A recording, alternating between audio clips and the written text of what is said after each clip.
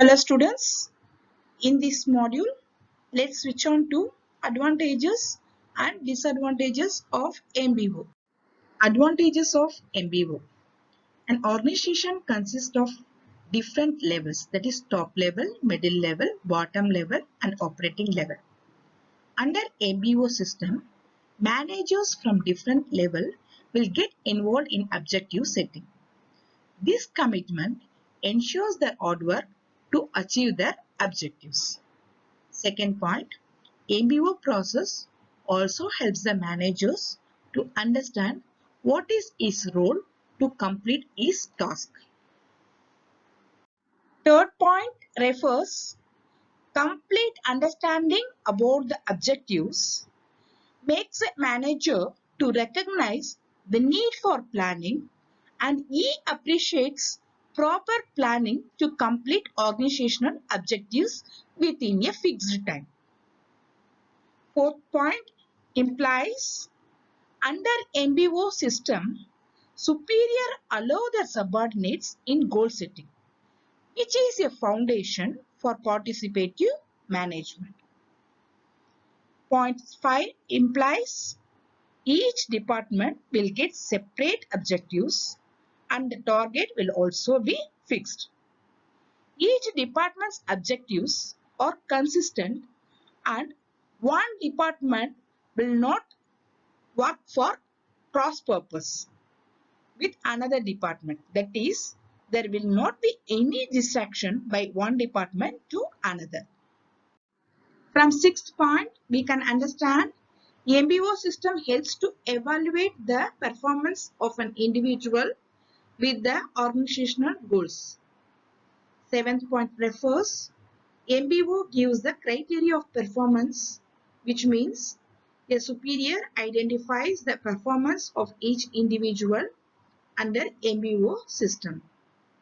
MBO also helps to identify the best performer, and the subordinate who requires support will also be provided by the superior.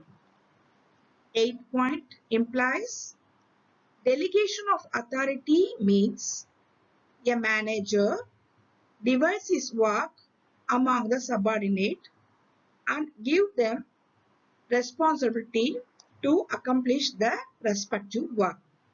He also shares the authority, which means power to take decisions with the subordinates, which is easily done under MBO.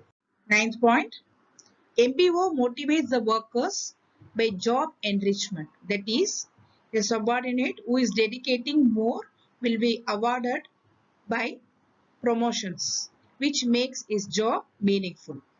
Point number 10, the system of MBO helps an employees to have a clear understanding of their role and responsibility of the worker also clearly fixed by MBO.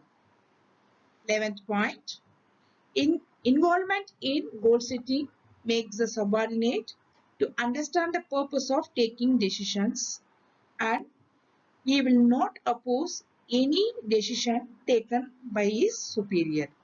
So, quick decision making by the management is possible under MBO. Let's move on to disadvantages of MBO. There are 5 disadvantages. Number 1, MBO fails to explain the important philosophy. That is, most of the executives do not know how MBO works and why MBO is necessary and how participants can benefit by MBO. Second point, MBO is a time-consuming process. To pass any decisions, to get any suggestion, it will take time. It will go like from top level, middle level, bottom level, finally operating level. And much time is needed by senior people for framing MBO.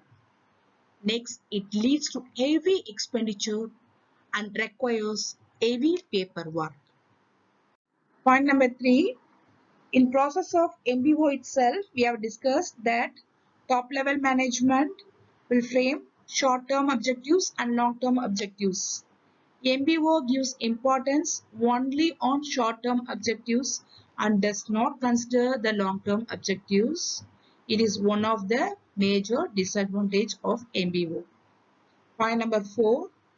The status of subordinates is necessary for proper objective setting, but this is not possible in the process of MBO.